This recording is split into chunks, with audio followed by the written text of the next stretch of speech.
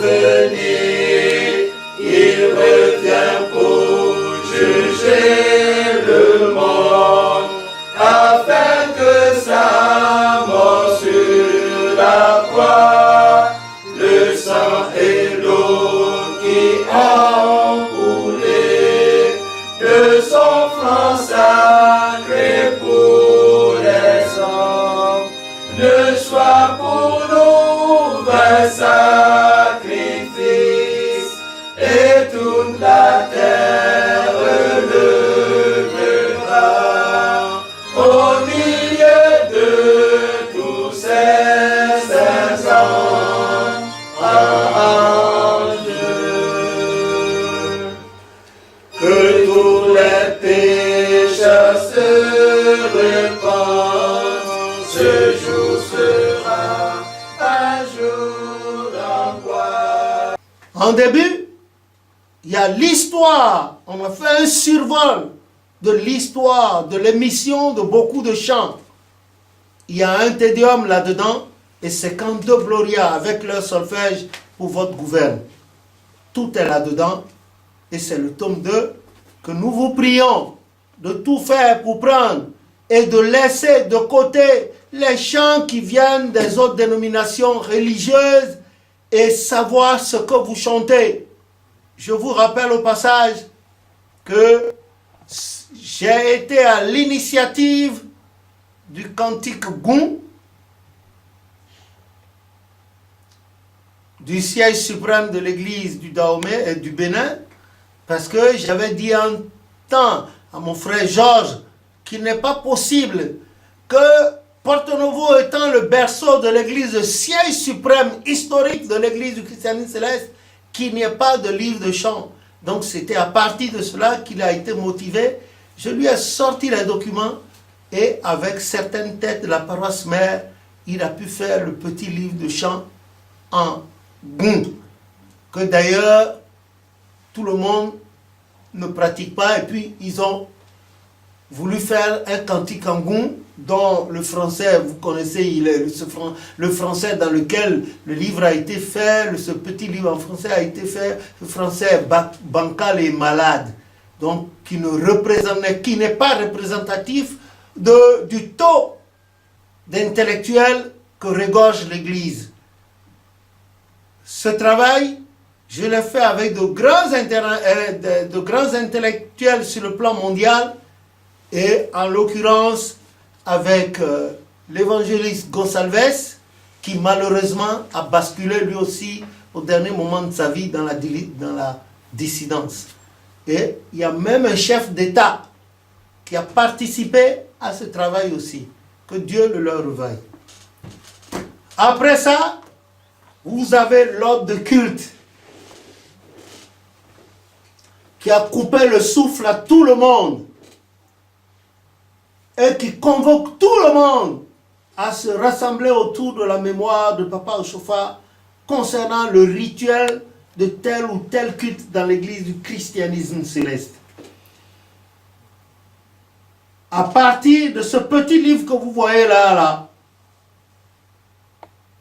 personne, aucun chargé, sauf s'il hait la mémoire de Papa Oshofa et il ne veut pas entrer dans la ligne, aucun chargé ne pourra plus dire « Ah, je ne sais pas, oui, c'est comme ça ». Il n'y a plus de chargé de paroisse à mentir aux fidèles. À partir de ceci, les fidèles pourront même corriger leurs chargés de paroisse. Voilà l'ordre de culte. Et je vous présente sommairement le détail. Papa Oshofa a fait des ordres de culte. D'abord, au Dahomey, puis Bénin, siège suprême de l'église du christianisme céleste. Et quand il est passé au Nigeria, le mercredi 7 janvier 1976, là-bas, il a été plus libre de ses actions, plus dispo, et l'Éternel a apporté des aménagements dans ce qu'il a dit à Papa Oshofa depuis la fondation de l'église. Je ne peux pas vous montrer les ordres de culte que Papa Oshofa avait fait.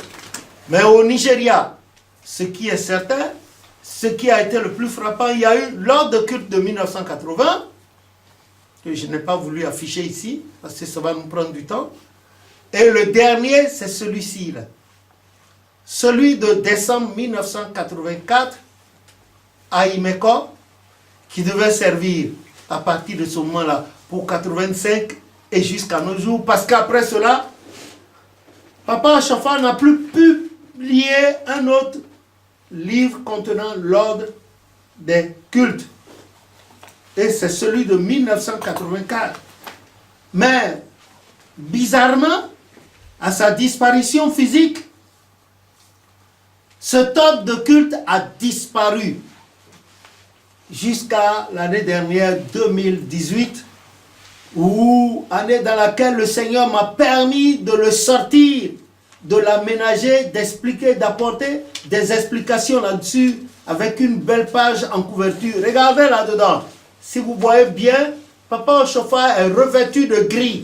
Or, avant son passage au Nigeria, nous n'utilisions pas la couleur grise dans l'église du christianisme céleste. Donc cela explique, c'est un détail des aménagements que Dieu, du haut des cieux de sa sainte demeure, a voulu apporter, confier à son serviteur Papa Ochofa, gloire à son Dieu, pour sa sainte église du christianisme céleste, dont il est l'unique fondateur, inégalable, incomparable, incontestable et incontesté fondateur.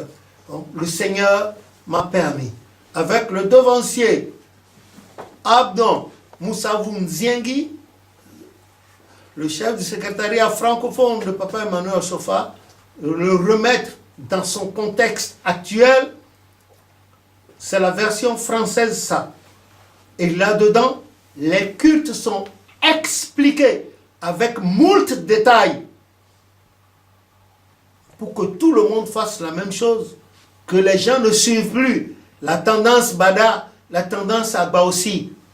Ils n'ont jamais fondé l'église et ils ne pourront jamais fonder l'église. Ce qu'ils ont amené dans l'église après Papa Ochofa, on le sait, jusqu'où ça a conduit l'église présentement. Mais leur hégémonie s'est arrêtée avec eux. Et ceux qui continuent de prôner l'enseignement qu'ils ont amené, qui est contraire à l'enseignement que Papa Ochofa, que Dieu a donné à Papa Ochofa pour son église, c'est cet enseignement-là qui va monter, pas les leurs. Nous ne les suivons pas. Je ne les suis pas du tout.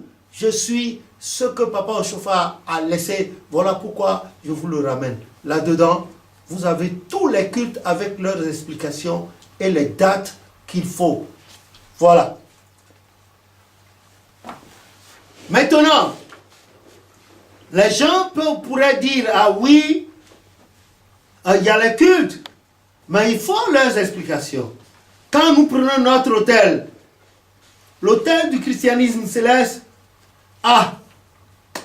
nous voyons le nom Église du christianisme céleste écrit en arc de cercle, pas dans un arc-en-ciel, non. Arc de cercle, non l'arc-en-ciel, c'est faux, c'est de l'imposture, c'est du mensonge. Papa Ochofa, sa mission quand même à la tête de l'église a duré, s'il vous plaît, 38 ans. S'il y avait l'arc-en-ciel, il aurait pu le mettre, l'arc-en-ciel. Je ne peux pas aller dans les détails. Sinon, je vous amènerai à comprendre la différence qu'il y a entre l'arc-en-ciel dont a parlé Dieu à Job, à Noé, dans Genèse 8 ou 9, je vous ferai toucher du doigt la différence entre cet arc-en-ciel et ce que nos frères juifs, les vrais juifs, je ne parle pas des sionistes, je parle des juifs, nos frères hébreux, ce qu'ils ont appelé acte de guerre de Dieu. Papa Ochofa, seul et unique fondateur de l'église du christianisme, il a quand même passé 38 ans presque à la tête de cette église. S'il y avait l'arc-en-ciel là-dedans, il l'aurait fait. Et celui par lequel le nom arc-en-ciel a été donné, Papa Nyanga, quand vous allez dans ce livre-là, dans le tome 1, vous avez toute l'histoire des différentes visions que Papa Nyanga a eues. Et comment il a reçu le nom Église du Saint-Céleste. Toute l'histoire est là. C'est là-dedans. Papa Oshofa, disais-je, aurait pu mettre l'arc-en-ciel. Mais il ne l'a pas fait.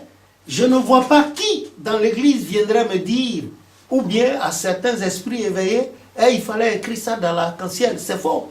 C'est très faux. Et c'est archi faux. À partir de maintenant, enlevez les arcs-en-ciel des paroisses, des trucs que vous faites, c'est de l'aberration. Et c'est du mensonge. Après ça, vous avez l'œil omniprésent de notre Dieu, qui voit tout, qui sait tout. Reprenez Ésaïe 40, Ésaïe 42, Ésaïe 49,